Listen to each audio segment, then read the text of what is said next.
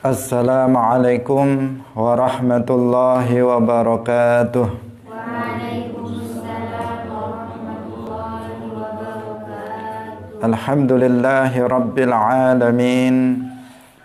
Lahun ni'matu wa lahul fadlu wa lahul thana'ul hasan.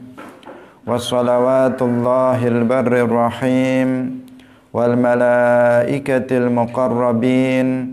Ala sayyidina wa maulana Muhammadin wa ala alihi wa ashabihi tayyibin at-tahirin. Allahumma la sahla illa ma ja'altahu sahla wa anta taj'alul hazna idha syi'ta sahla. Allahumma arzuqna al-ikhlasa fi an-niyyati wal qawli wal amal wa ba'du. إلى النبي المصطفى صلى الله عليه وسلم وإخوانه من الأنبياء والمرسلين والشهداء والصالحين خصوصا إلى سلطان الأولياء الشيخ عبد القادر الجيلاني والشيخ أحمد الرفاعي والشيخ بهاء الدين النقشبندي وشيخنا عبد الله الهرري وإلى أرواح مؤسسي جمعية نهضة العلماء الشيخ محمد هاشم أشعري والشيخ بسري سنسوري والشيخ عبد الوهاب حسبوه وإلى أرواح جميع أهل القبور من المسلمين والمسلمات والمؤمنين والمؤمنات من مشارق الأرض إلى مغاربها خصوصا إلى أرواح آبائنا وأمهاتنا وأجدادنا وجداتنا ومشايخنا ومشايخ مشايخنا. الفاتحة. أعوذ بالله من الشيطان الرجيم. بسم الله الرحمن الرحيم. الحمد لله رب العالمين. الرحمن الرحيم. مالك يوم الدين. إياك نعبد وإياك نستعين. اهدنا الصراط المستقيم. صراط الذين أنعمت عليهم غير المغضوب عليهم ولا الضالين. آمين. Mari kita baca 1 sampai 10. 1, 2, 3. Yaqulu raji rahmatil qadiri ay ahmadul masyhur bidardiri. Alhamdulillahil aliyyil wahidi al-alimil fardil ghaniyil majidi. Wa afdalus salati wa taslimi ala nabiyil mustafal karimi wa alihi wa sahbihil athari la siyama rafiquhu fil ghari. Wa hadhihi aqidatun saniyah sammaituhal kharibatal bahiyah latifatun saghiratun fil hajmi lakinnaha kabiratun fil ilmi. Takfika ilman in turid an taktafi li'annaha bizubdatil fanni tafi. Wallaha arju fi qabulil amali wan naf'a minha thumma ghafra zalali. Aksamu hukmil aqli la mahala hiyal wujubu thumma al-istihala thumma al-jawazu thalitsul aqsami fafham munihta ladzatal afhami. Hadirin hadirat kaum muslimin muslimat pemirsa Madu TV rahimakumullah. Alhamdulillah, puji syukur kita sampaikan kepada Allah Subhanahu wa taala Pada pagi hari ini Allah Subhanahu wa taala kembali mempertemukan kita dalam majelis yang sangat mulia, majelis yang menjadi salah satu taman dari taman-taman surga, yang pahala menghadirinya sangat besar, lebih baik yang disabdakan oleh Rasulullah, lebih baik dari sholat sunnah 1000 rakaat. Semoga kita semuanya ikhlas dalam menghadirinya sehingga benar-benar kita mendapatkan pahala yang telah dijanjikan oleh Allah Subhanahu wa taala. Amin ya rabbal alamin. Shalawat dan salam semoga tetap terlimpahkan, tercurahkan kepada Nabi Agung, makhluk yang paling mulia, yaitu Nabi Muhammad sallallahu alaihi wasallam, para sahabatnya, keluarganya, serta seluruh umat Islam yang mengikuti beliau ila yaumil qiyamah. Hadirin hadirat rahimakumullah, mari kita mengikhlaskan niat kita bahwa kita menghadiri majelis ini semata-mata mencari ilmu untuk mendapatkan ridha dari Allah Subhanahu wa taala dan untuk menjalankan kewajiban kita sebagai seorang muslim. Kita sampai pada pagi hari ini pada manzumah yang ke-9 dan 10. Qala al-muallif rahimahullahu taala, aqsamu hukmil aqli la mahalah hiya al-wujub thumma al-istihalah ثم الجواز ثالث الأقسام فافهم منحت لذة الأفهام. Aqsamu hukmil aqli utawi pira-pira pembagiane hukum akal. La mahalah ora kena ora pembagiane hukum akal hiya ya aqsamu hukmil aql iku al-wujubu wajib akli, thummal istihalah nuli mustahil akli, thummal jawaz nuli jaiz akli. Wujub, istihalah, jawaz. Thalithul aqsami kang dadi nomor telune pira-pira pembagiane hukum akal.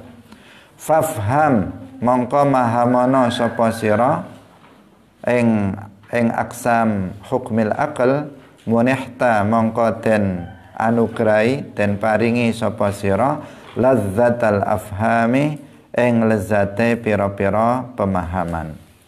Hadirin hadirat yang dirahmati oleh Allah Subhanahu wa taala, dalam dua nazam yang telah kita baca, al-muallif Asy-Syaikh Ahmad Ad-Dardir beliau mengatakan bahwa pembagian hukum akal secara pasti la mahalah, itu artinya secara pasti itu ada 3. Yang pertama adalah wujub, yaitu wajib akli. Yang kedua adalah tsummal istihalah. Yang kedua adalah istihalah, yakni mustahil akli. Kemudian tsummal jawaz tsalithul aqsam. Kemudian yang ketiga, pembagian yang ketiga adalah jawaz, yakni jaiz aqli. Fafham munihta ladzatal afham, pahamilah hukum akal ini, maka kamu akan diberikan kenikmatan pemahaman. Hadirin hadirat rahimakumullah, di awal pembahasan tentang permasalahan akidah ini, Asy-Syaikh Ahmad Ad-Dardir, muallif dari kitab ini, menjelaskan tentang al-hukmul akli, hukum akal. Jadi hukum itu ada al-hukmul akli, ada al-hukmus syar'i. Nah, di sini dijelaskan terlebih dahulu tentang al-hukmul akli. Karena memahami tentang masalah ini itu sangat penting sekali. Akan menghantarkan seseorang memahami ajaran atau permasalahan-permasalahan akidah, khususnya tentang sifat-sifat Allah, itu dengan mudah jika memahami tentang 3 hukum akal ini. Karena ketika kita bicara tentang misalnya sifat wajib bagi Allah, maka itu yang dimaksud adalah wajib di situ artinya wajib akli. Ketika kita bicara tentang mustahil, sifat mustahil bagi Allah, maka mustahil di situ artinya mustahil akli. Nah, demikian juga ketika kita mengatakan jaiz akli, artinya sifat jaiz bagi Allah, maka yang di situ adalah perspektifnya adalah jaiz akli. Jaiz berdasarkan akal, mustahil berdasarkan akal, dan wajib berdasarkan akal. Ini sekali lagi menjelaskan kepada kita yang sudah kita sampaikan kemarin, pentingnya akal dalam Islam. Bahwa akal dalam Islam itu dihargai. Akal dalam Islam itu memiliki kedudukan. Bukan tidak memiliki kedudukan, tetapi dia memiliki posisi yang penting. Karena ada sebagian kelompok aliran yang menganggap tidak penting akal ini, sehingga berakibat mereka tidak mau pakai akalnya. Seperti kelompok Wahabi ini, kelompok Wahabi pengikut Muhammad bin Abdul Wahab, musyabbihah. Salah satu musibah yang menyebabkan mereka itu tersesat, itu gara-gara mereka itu tidak mau berpikir. Mereka itu tidak memposisikan akal sebagaimana semestinya yang telah disebutkan dalam Al-Quran maupun hadis. Mereka tidak mau menggunakan akal untuk berpikir, sehingga menjadikan mereka itu menyimpang pemahamannya dari akidah ahli sunnah wal jamaah. Mereka sering sama sekali meniadakan akal ini, sehingga sesuatu yang apabila mereka itu mau berpikir sedikit saja, maka mereka akan tahu kesalahan mereka dan mereka akan tahu kebenaran akidah ahli sunnah wal jamaah. Tetapi karena mereka itu tidak berpikir dengan akalnya, menjadikan mereka itu tidak tahu bahwasanya kebenaran akidah ahli sunnah wal jamaah dan kebatilan akidah mereka. Misalnya tentang keyakinan kita bahwasanya Allah itu ada tanpa tempat. Allah maujudun bila makan. Allah itu tidak bertempat. Ini sebenarnya kalau orang Wahabi mereka mengatakan Allah itu bertempat di atas arsy. Sebagian mereka mengatakan Allah itu bertempat di atas langit. Kalau sedikit saja mereka pakai otaknya, pakai akalnya, mereka berpikir dengan akal, maka mereka nggak akan berpandangan seperti itu. Mereka akan tahu bahwa apa yang mereka yakini itu menyimpang, dan mereka akan tahu bahwa apa yang diyakini oleh ahlus sunnah wal jamaah itu benar. Kenapa? Sedikit saja misalnya kita pancing, kita tanya mereka, jika kamu mengatakan bahwasanya Allah itu bertempat di atas arsy, saya tanya kamu, apakah arsy itu makhluk atau bukan? Kita tanya kepada dia, arsy itu makhluk atau bukan? Pasti mereka akan mengatakan, ya makhluk. Segala sesuatu selain Allah adalah makhluk. Allah yang menciptakannya. Nah, jika arsy itu makhluk, artinya arsy itu sebelum diciptakan dia tidak ada. Nah, artinya arsy sebelum diciptakan itu tidak ada arsy itu. Allah sebelum diciptakan arsy, Allah di mana? Dikatakan seperti itu. Allah di mana? Maka mereka akan mengatakan, lah, ya berarti kalau dia pakai akal. Kalau nggak pakai akal, mereka langsung, saya nggak mau ngomong begitu. Dia nggak akan ngomong begitu. Karena apa? Nggak pakai akal. Tapi kalau dia mau sedikit saja pakai akal, dia akan mengatakan, ya berarti Allah ada tanpa arsy. Allah ada tidak bertempat di atas arsy. Karena arsy nggak ada. Mereka akan mengatakan begitu. Jika kamu meyakini, jika kamu tahu bahwa Allah ada tanpa arasy sebelum terciptanya arasy, kenapa kamu mengingkari adanya Allah tanpa arasy setelah terciptanya arasy? Atau lebih luas lagi, kita katakan tempat itu makhluk atau bukan? Mereka akan mengatakan tempat itu adalah makhluk. Ini kalau pakai akal. Tempat adalah makhluk karena tempat adalah segala sesuatu selain Allah. Segala sesuatu selain Allah, Allah yang menciptakannya. Dan Allah adalah satu-satunya pencipta. Tidak ada pencipta selain hanya Allah. Nah, berarti tempat itu adalah makhluk. Sebelum tempat itu diciptakan, maka tempat itu tidak ada. Maka dikatakan kepada orang Wahabi ini, di mana Allah sebelum adanya tempat? Maka kalau pakai akal, dia akan mengatakan, ya Allah sebelum terciptanya tempat, ada tanpa tempat.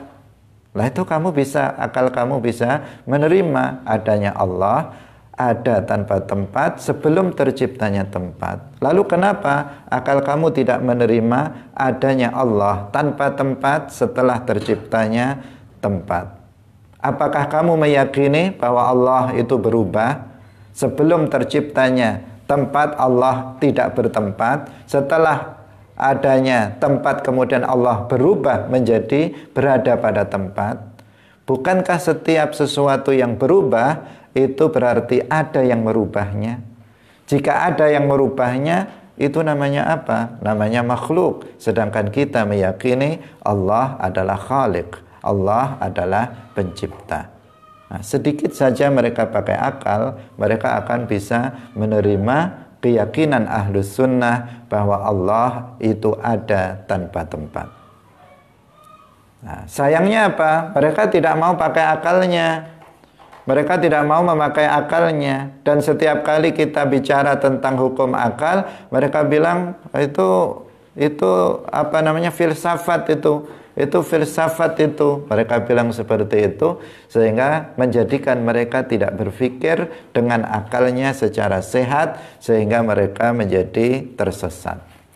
Hadirin hadirat yang dirahmati oleh Allah Subhanahu wa ta'ala.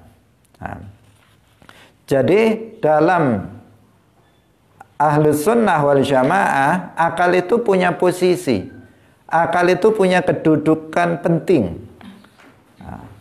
Apa kedudukan akal? Al-aqlu syahidun li syar'i. Akal itu adalah saksi pembukti kebenaran syarak. Akal bukan sumber ajaran Islam. Akal bukan sumber ajaran Islam. Karena sumber ajaran Islam, dasar ajaran Islam itu adalah Al-Quran dan hadis. Ini sumber ajaran Islam yang pokok adalah Al-Quran dan hadis. Hadirin hadirat rahimakumullah. Ini yang pokok dari dasar dari ajaran Islam. Itu diambil dari dua ini, Al-Quran dan hadis. Kalau itu sumbernya Al-Quran, maka itu adalah kebenaran. Apa yang dikatakan dalam Al-Quran dan hadis itulah kebenaran. Nah, kalau ijma itu adalah kesepakatan pemahaman dari para ulama terhadap Al-Quran dan hadis. Ini juga hujjah. Qiyas itu adalah ijtihad. Bagian dari ijtihad para ulama mujtahidin dari Al-Quran dan hadis. Maka yang paling pokok itu adalah Al-Quran dan hadis. Ini adalah sumber atau dasar dari ajaran Islam. Maka memahami ajaran Islam itu berdasarkan Al-Quran dan hadis, bukan berdasarkan akal. Nah, akal itu adalah tadi kita katakan syahidun li syar'i. Al-aqlu syahidun li syar'i. Artinya bahwa akal itu berfungsi sebagai saksi pembukti, sebagai saksi pembukti kebenaran syarak. Syarak yang dimaksud kita di sini apa? Al-Quran dan hadis. Al-Quran dan hadis yang dikatakan oleh keduanya itu pasti benar. Kalau Al-Quran sudah di situ dari sisi dia kan sudah sabit. Dari sisi wurudnya dia sabit. Dari sisi kemudian dalilnya atau petunjuk ayat itu bisa zonni, bisa qat'i. Tetapi apa yang Al-Qur'annya itu sendiri, bukan pemahaman yang dimaksudkan terhadap Al-Qur'an, itu adalah pasti benar. Demikian juga hadis. Jika hadis itu adalah memang sabit dari Rasulullah, maka itu adalah sesuatu kebenaran. Karena Rasulullah Shallallahu Alaihi Wasallam tidak berbicara kecuali berdasarkan wahyu dari Allah Subhanahu wa Ta'ala. Maka parameter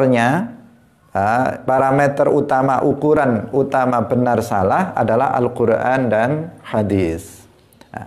Nah, akal itu fungsinya adalah sebagai saksi pembenar, saksi yang membuktikan kebenaran dari Al-Quran dan hadis. Kita katakan tadi apa? Al-Quran dan hadis itu yang benar. Dia dasarnya, itu sumber ajaran Islam.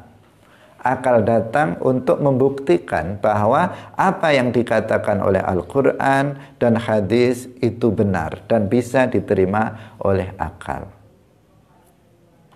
Bisa dipahami? Jadi akal itu bukan sumber ajaran Islam. Kita menelurkan atau para ulama mujtahid misalnya menelurkan sebuah ajaran atau hukum dalam Islam itu berdasarkan Al-Quran dan hadis, bukan berdasarkan akal. Sekali lagi apa? Berdasarkan Al-Quran dan hadis, tidak berdasarkan akal. Tetapi akal disertakan untuk membuktikan bahwa apa yang disebutkan dalam Al-Quran dan hadis itu adalah benar. Itu fungsinya. Jadi akal penting di sini. Nah, penting di sini.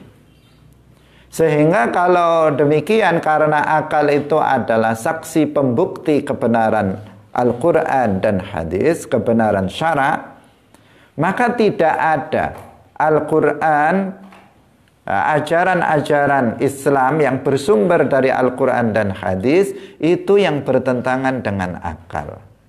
Demikian juga tidak ada kesimpulan akal yang bertentangan dengan Al-Quran dan hadis. Nah, saya ulangi lagi apa? Karena akal itu berfungsi sebagai saksi pembukti kebenaran Al-Quran dan hadis, maka akal dengan syara', akal dengan Al-Quran dan hadis itu selalu selaras. Dia tidak bertentangan antara akal dan syara'. Kenapa? Karena dia saksi pembukti kebenaran dari syara' ini. Maka tidak ada akal yang bertentangan dengan Al-Quran dan hadis. Jika ada akal yang bertentangan dengan Al-Quran dan hadis, maka dipastikan kemungkinan pertama adalah akalnya yang perlu diperiksakan, atau dalam bahasa lain, cara berpikirnya tidak tepat. Cara berpikirnya tidak benar. Apa bisa seseorang berpikir itu tidak benar? Bisa saja. Bisa saja. Karena berpikir itu, kalau kita belajar mantik, berpikir itu kan artinya apa? Artinya kita mengumpulkan, berusaha mengetahui yang majhul dengan mengumpulkan sesuatu yang diketahui. Dengan sesuatu yang diketahui. Itu namanya proses berpikir. Berpikir. Misalnya saya meletakkan HP di meja ini. Nah, kemudian di rumah ini hanya ada 2 orang. Saya dengan Jufri misalnya. Misalnya, ini hanya misal. Bukan betulan, misal. Nah, Dikatakan seperti itu. Kemudian saya pergi misalnya ke kamar mandi. Setelah saya keluar, ternyata HP ini nggak ada. HP saya nggak ada. Maka saya berpikir. Bagaimana berpikir itu? Berpikir saya itu begini. Apa yang saya ketahui? Yang saya ketahui, satu, HP saya berada di atas meja. Itu pasti. Yang kedua, di dalam rumah ini manusia hanya dua. Saya dengan Jufri. Maka kesimpulannya yang mengambil HP saya adalah Jufri. Itu namanya apa? Berpikir. Namanya berpikir itu begitu. Harus ada maklumat, harus ada sesuatu yang diketahui untuk dijadikan acuan. Kalau dalam mantek, untuk memasang muqaddimah sughra, muqaddimah kubra, untuk mengambil sebuah natijah. Itu namanya apa? Berpikir. Beda dengan melamun. Kalau melamun itu nggak mikir. Kamu itu mikir atau ngelamun? Kok nggak ada hasilnya? Semakin dipikir semakin suntuk. Itu namanya kalau semakin lama semakin suntuk, kamu itu nggak mikir, tapi kamu itu sedang berkhayal atau melamun. Kalau berpikir, bertambah lama bertambah cerah, akan menemukan sebuah titik kesimpulan, akan menemukan sebuah ilmu baru kalau seseorang itu berpikir. Terkadang seseorang kan nggak bisa membedakan dia sedang berpikir atau dia sedang melamun. Dia tidak bisa membedakan. Ketika ditanya, kamu mikir atau apa kamu itu, ternyata dia ngomongnya mikir, tetapi semakin lama semakin pusing kepalanya. Hadirin hadirat yang dirahmati oleh Allah Subhanahu wa taala. Itu namanya berpikirlah. Berpikir ini bisa bisa salah. Berpikir bisa salah kesimpulannya, bisa benar, bisa salah. Salah misalnya saya salah meletakkan muqaddimah. Misalnya saya ini orang pelupa. Ya memang pelupa. Tetapi misalnya ini contohnya, tadi saya ke kamar mandi, HP menurut ingatan saya, HP itu adalah di meja. Padahal sebenarnya HP saya itu nggak di meja. Tetapi HP saya itu ada di kamar. Tetapi karena pengetahuan saya ini lemah, ingatan saya lemah, sehingga ketika saya masuk ke sini saya langsung, HP saya nggak ada. Kemudian langsung saya mengatakan HP saya itu di atas meja. Ini sudah salah, muqaddimahnya salah. Kemudian yang di rumah ini yang ada hanya Jupri. Berarti Jupri yang mengambil HP saya. Salah atau benar? Salah kesimpulannya. Kenapa? Karena muqaddimah awalnya itu keliru. Harusnya katakan HP saya itu ada di kamar, tapi saya bilang HP saya ada di meja. Padahal kalau saya ke kamar, saya akan mendapatkan HP ini. Nah, itu namanya apa? Berpikir secara salah. Nah, jadi ada kemungkinan seseorang itu berpikir secara keliru, sehingga hasil pemikirannya itu salah. Maka jika ada seseorang kemudian berpikir kemudian menimbulkan atau menyimpulkan sebuah kesimpulan yang itu bertentangan dengan Al-Quran dan hadis, maka itu berarti berpikirnya salah, bukan Quran dan hadisnya yang salah. Al-Quran sudah mengatakan laisa kamitslihi syai', misalnya, bahwa Allah tidak serupa dengan makhluk. Karena Allah tidak serupa dengan makhluk, maka berarti dia tidak bertempat. Karena yang bertempat itu adalah makhluk. Kemudian seseorang mengatakan begini, ada sebagian orang, dia nggak bisa berpikir, akalnya dia nggak bisa berpikir dengan benar. Dia mengatakan, saya ini ada, saya bertempat. Kamu itu ada, kamu itu juga bertempat. Bumi ini ada, bumi ini juga bertempat. Langit itu ada, langit juga bertempat. Allah itu ada. Dia mengatakan berarti Allah bertempat. Itu namanya apa? Waham. Namanya itu waham. Itu bukan akal, itu waham. Nah, itu menjadikan apa? Seseorang keliru karena dia tidak menggunakan akalnya dalam hal ini, tetapi dia menggunakan waham. Waham itu sesuatu yang sesuatu yang kebenarannya kurang dari 50%.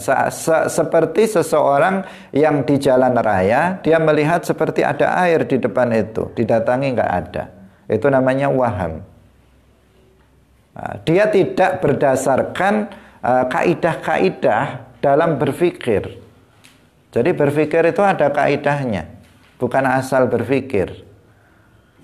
Nah, yang di pondok pesantren biasanya diajarkan ilmu mantik. Itu diajarkan kita untuk berpikir dengan benar. Ada rumusnya, mikir itu ada rumusnya.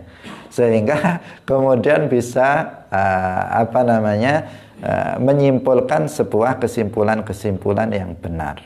Nah, hadirin hadirat yang dirahmati oleh Allah Subhanahu wa taala. Jadi, kalau ada seseorang mempertentangkan akal dengan syara, maka kemungkinan pertama tadi apa? Cara berpikirnya itu tidak benar.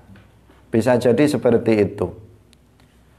Kemungkinan yang kedua, pemahaman dia terhadap syara itu keliru. Pemahaman dia terhadap syara itu keliru. Sehingga seakan-akan bertentangan dengan akal. Ketika dia misalnya membaca ayat mutasyabihat, Ar-Rahmanu 'alal 'arsy istawa, misalnya, dia mengatakan pemahaman dia istawa artinya duduk. Sehingga dia mengatakan berdasarkan Al-Qur'an, kata dia, bahwa Allah itu duduk di atas arsy. Qala Allah Ta'ala Ar-Rahmanu 'alal 'arsy istawa. Kemudian yang seperti ini, Allah duduk di atas arsy. Kalau secara akal nggak bisa diterima itu, mustahil Allah itu duduk di atas arsy, karena arsy itu makhluk dan Allah tidak butuh kepada makhluk. Karena ada sesuatu di atas arsy itu selain Allah. Dengan mengatakan Allah di atas arsy, dia telah menyerupakan Allah dengan makhluknya. Dengan seseorang mengatakan Allah di atas arsy, konsekuensinya banyak sekali. Pertama, dia menyerupakan Allah dengan makhluknya. Yang kedua, dia mengatakan Allah itu lemah, butuh kepada makhluknya. Yang ketiga, dia mengatakan Allah punya bentuk, Allah punya ukuran, dan seterusnya. Banyak konsekuensi buruk yang kemudian muncul dari keyakinan Allah bertempat di atas arsy. Nah, ini tidak bisa diterima oleh akal manusia. Karena akal kita itu mengatakan bahwa Allah Subhanahu wa taala itu tidak serupa dengan makhluk. Akal kita juga mengatakan bahwa pencipta alam semesta ini dia tidak membutuhkan kepada makhluknya. Itu akal kita mengatakan begitu. Anna yushbihul khaliqu makhluqahu. Tidak mungkin yang diciptakan itu serupa dengan penciptanya, atau tidak mungkin sang pencipta itu serupa dengan ciptaannya. Itu kata akal begitu. Lah kok ini ada keyakinan seperti itu? Maka ini pastikan kalau dalam kasus yang ini itu bukan akalnya yang salah berpikir, tetapi pemahaman dia terhadap Al-Quran itu yang salah. Nah, jika pemahaman terhadap Al-Quran dan hadis itu benar, dan cara berpikir seseorang dengan akalnya itu benar, maka keduanya selaras. Al-Quran dan hadis serta akal itu semuanya selaras. Karena fungsi daripada akal di sini adalah membuktikan bahwa apa yang dikatakan oleh Al-Quran dan hadis itu adalah sebuah kebenaran. Itu fungsinya seperti itu. Hadirin hadirat yang dirahmati oleh Allah Subhanahu wa taala.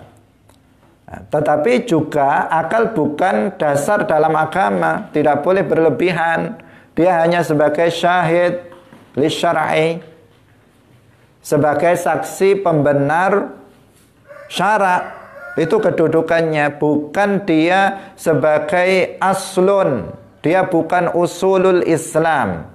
Dia bukan sesuatu yang menjadi sumber ajaran Islam. Harus diwaspadai juga karena ada juga kelompok yang lain, yaitu kelompok Mu'tazilah. Kelompok Mu'tazilah yang para filosof dan kelompok Mu'tazilah, mereka yang mendudukkan akal itu pada posisi pertama sebagai sumber ajaran Islam. Menurut mereka, yang membedakan atau yang menentukan benar dan salah itu adalah akal, bukan syara', bukan Al-Quran dan hadis. Bahkan mereka sama sekali, kalau filosof sudah pasti mereka kemudian mengabaikan sama sekali Al-Quran dan hadis. Sehingga orang-orang ini kemudian mereka mengedepankan akal mereka daripada Al-Quran dan hadis. Akibatnya kemudian mereka melakukan pentakwilan terhadap Al-Quran dan hadis dengan takwil-takwil yang mardud, yang ba'id, dengan takwil-takwil yang tidak diterima, takwil yang jauh karena tidak sesuai dengan dalil dan tidak sesuai dengan kaidah-kaidah di dalam bahasa Arab. Itu akibatnya. Kenapa?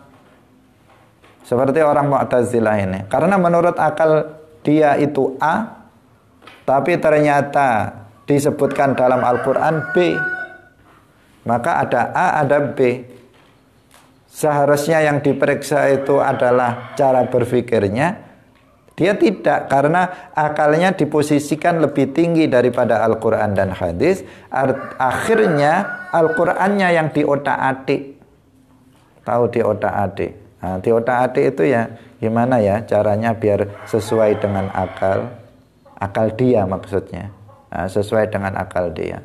Kemudian diotak-atik sehingga kemudian bisa sesuai dengan hasil pemikiran mereka.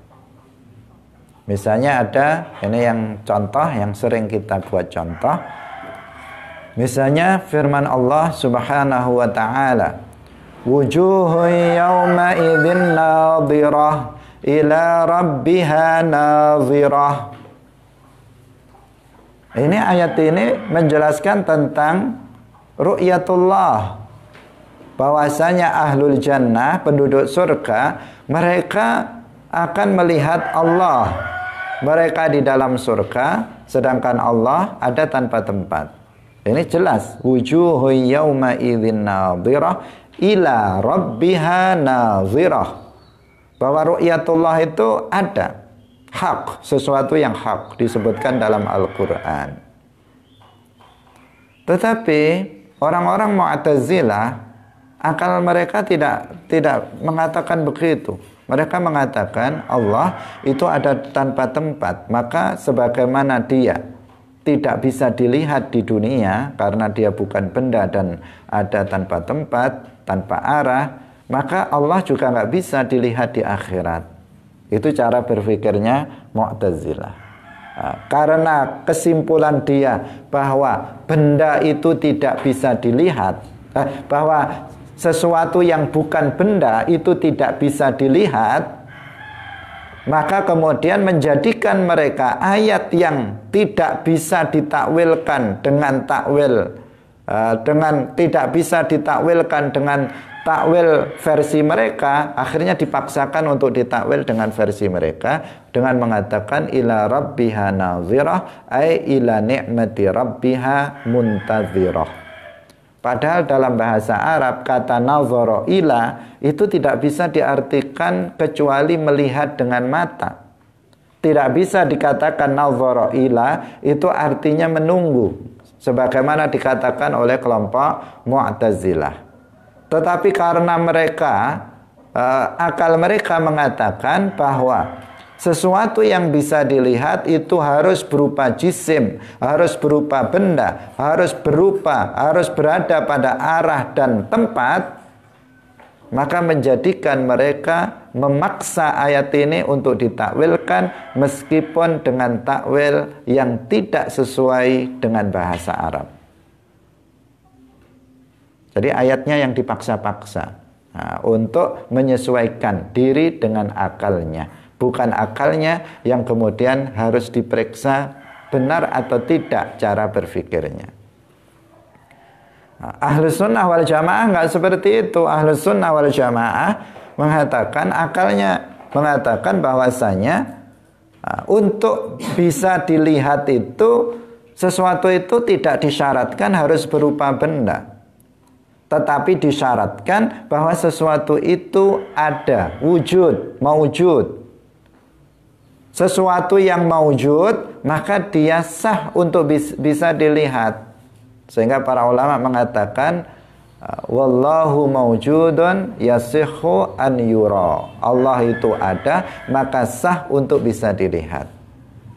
Jadi ini pakai akal yang benar, bahwa Allah itu ada. Karena Allah itu ada, meskipun dia tidak serupa dengan makhluknya, tetapi ketika telah sabit, telah terbukti aklan wa syar'an bahwa dia ada, maka sah secara akal zat Allah itu bisa dilihat.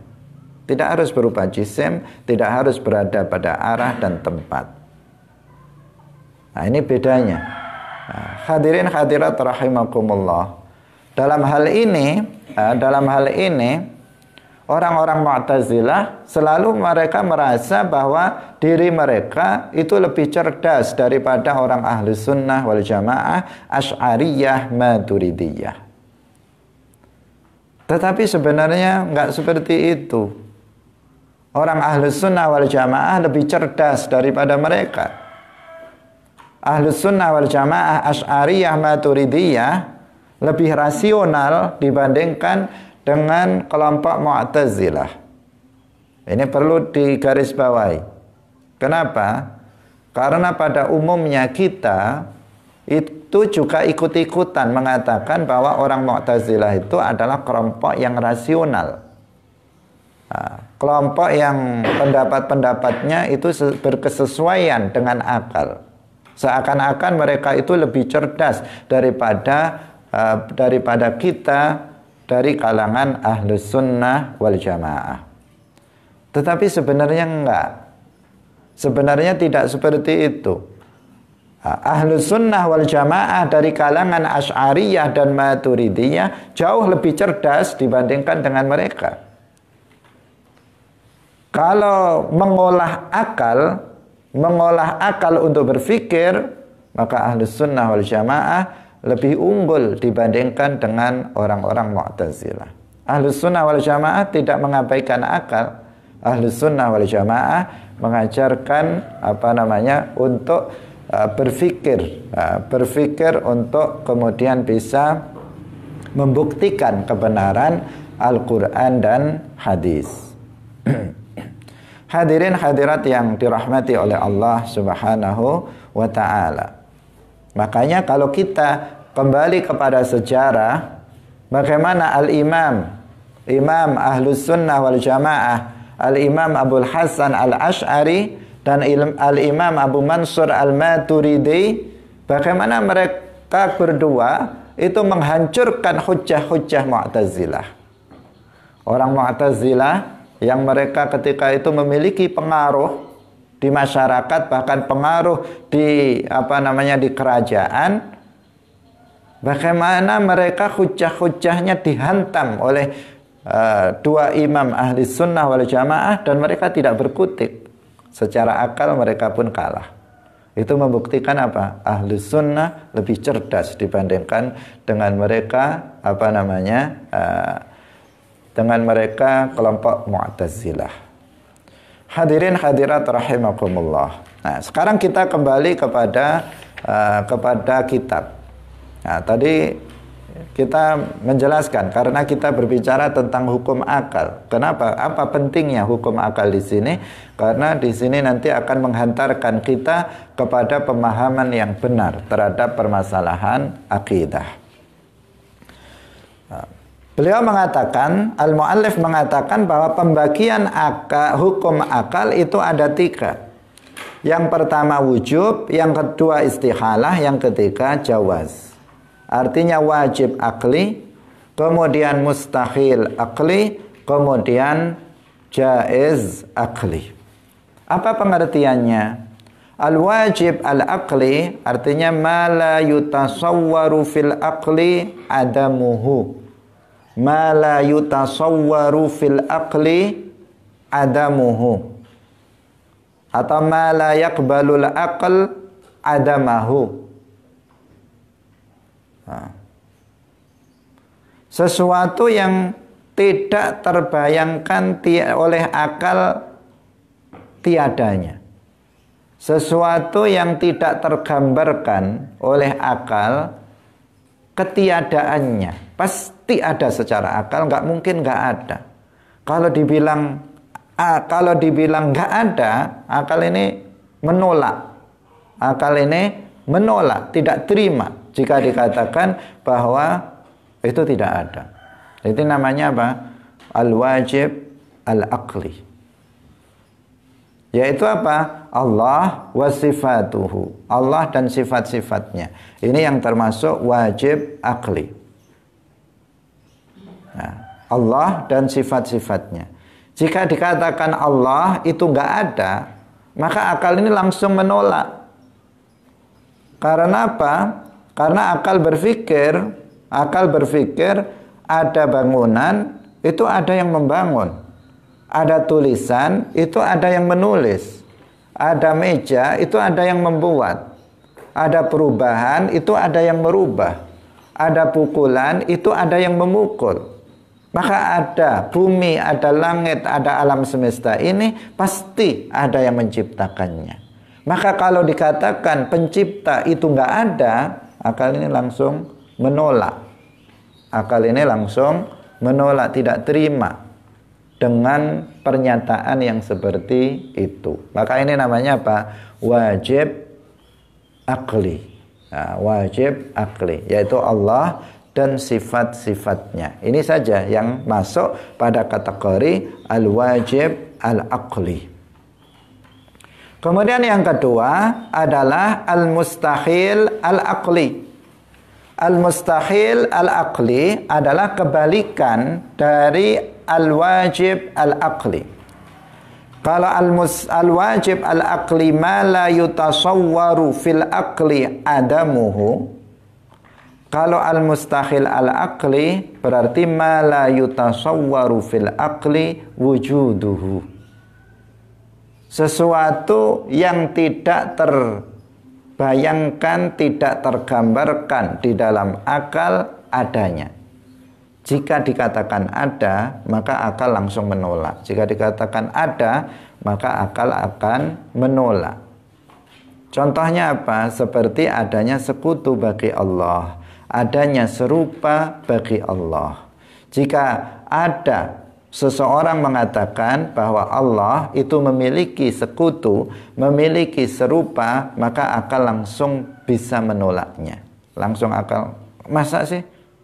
Nah, dia akan mengatakan begitu, nggak terima. Bukan hanya masa, nggak mungkin langsung mengatakan begitu. Nggak mungkin begitu. Nggak mungkin seperti itu. Karena akal berpikir bahwa yang membuat meja nggak serupa dengan meja. Yang membuat rumah tidak serupa dengan rumah. Yang membuat pulpen nggak serupa dengan pulpen. Yang membuat kopiah nggak serupa dengan kopiah. Yang membuat nggak mungkin serupa dengan yang buatannya, sesuatu yang dibuatnya. Maka Allah yang menciptakan manusia nggak mungkin serupa dengan manusia. Allah yang menciptakan jin, malaikat tidak mungkin serupa dengan jin, dengan malaikat. Allah yang menciptakan langit, bumi tidak mungkin serupa dengan langit, dengan bumi. Allah yang menciptakan cahaya tidak mungkin serupa dengan cahaya. Akal mengatakan begitu. Maka anna yushbihul khaliqu makhluqahu. Itu akal mengatakan begitu, bahwa tidak mungkin pencipta itu serupa dengan ciptaannya. Nah, di sini apa? Di sini kalau dikatakan Allah punya serupa, itu mustahil secara akli, secara akal. Akal nggak bisa menerimanya.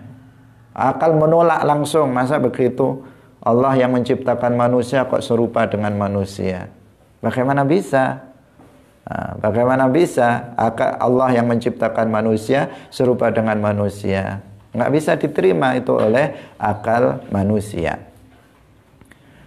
Hadirin hadirat rahimakumullah. Kalau ada akal yang menerima, ya akalnya akal bodoh itu, orang yang bodoh.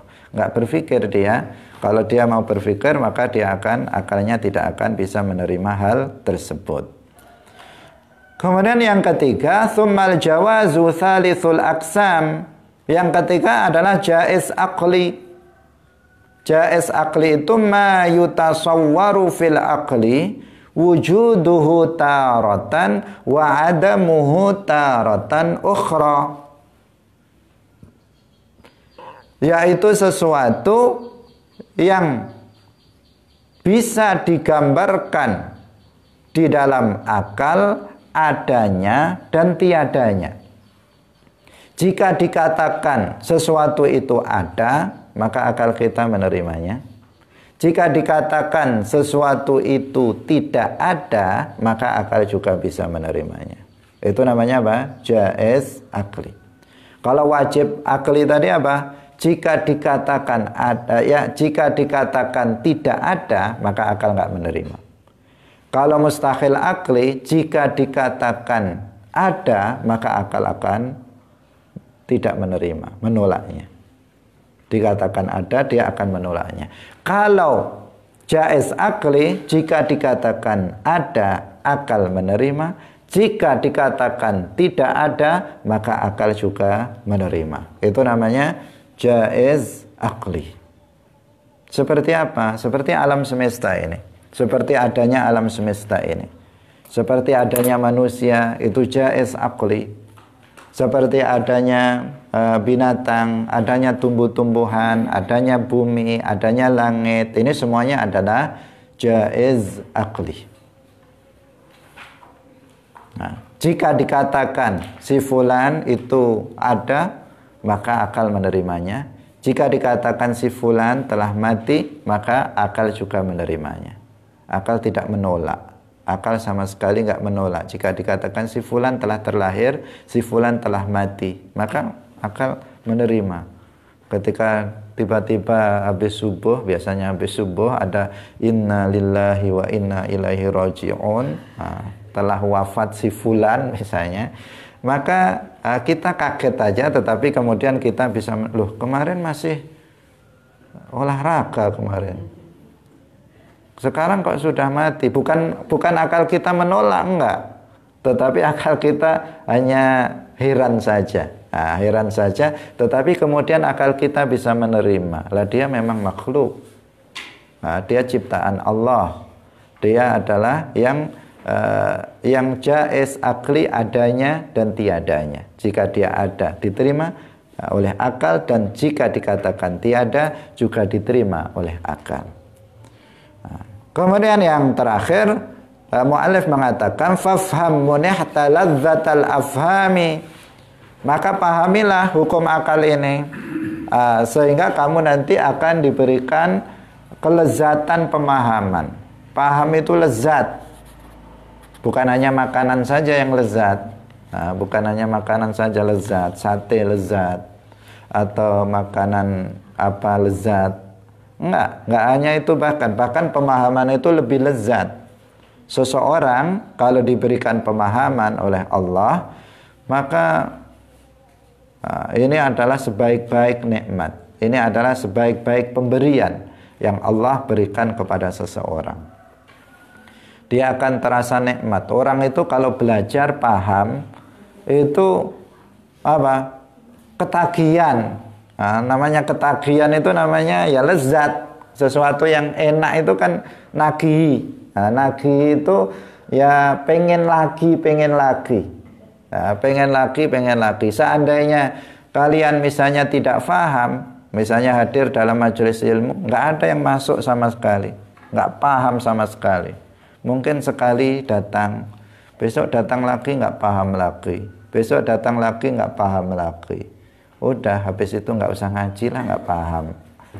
Tetapi jika kita hadir dalam majelis ilmu, kemudian Allah memberikan pemahaman kepada kita, maka itu sesuatu kenikmatan yang luar biasa yang menjadikan orang itu pengen menambah pemahaman. Dan pemahaman itu Allah yang memberikannya, Allah yang menganugerahkannya. Enggak semua orang diberikan pemahaman, enggak semua orang. Pemahaman yang dimaksud adalah al-fahmus sahih, pemahaman yang benar. Enggak semua orang. Sedikit di antara orang banyak yang diberikan pemahaman oleh Allah Subhanahu wa ta'ala. Tidak setiap orang yang cerdas itu punya pemahaman. Nah, yang terkenal ada orang cerdas namanya Ibnu Taimiyah. Orang ini cerdas sekali. Al-Quran dihafalkannya, hadis-hadis banyak dihafalkan, masalah-masalah fikih banyak dihafalkannya, sehingga dia banyak mengarang buku-buku, mengarang kitab-kitab. Tetapi Allah tidak memberikan pemahaman kepadanya, sehingga dia kemudian menjadi tersesat. Kecerdasannya membuat dia tersesat, sehingga para ulama mengatakan Ibnu Taimiyah itu aqluhu akbaru min ilmuhu akbaru min aklihi. Ilmunya itu lebih besar dari akalnya. Maksudnya apa? Dia banyak hafal-hafal permasalahan dalam agama, tetapi dia tidak memahaminya. Sehingga pendapat-pendapat Ibnu Taimiyah banyak yang menyimpang dan kontradiksi satu dengan yang lain, menunjukkan dia tidak punya pemahaman. Nah, kita semoga diberikan pemahaman oleh Allah Subhanahu wa ta'ala, pemahaman yang benar. Dan salah satu sebab yang bisa menyebabkan kita memahami permasalahan-permasalahan akidah adalah ketika kita paham hukum akal yang 3 ini. Ini menjadi salah satu kunci masuk untuk kita bisa memahami permasalahan-permasalahan dalam akidah, khususnya yang terkait dengan sifat-sifat Allah Subhanahu wa ta'ala. Waktu sudah lewat, semoga bermanfaat. Barakallahu fikum, wallahul muwaffiq ila aqwamit thariq. Wassalamualaikum warahmatullahi wabarakatuh. Waalaikumsalam warahmatullahi wabarakatuh. La ilaha illallah. Allahumma salli ala sayyidina Muhammad wa ala alihi wa sahbihi wa sallim. Rabbi ghfirli wa liwalidayya wa lil mu'minina wal mu'minat.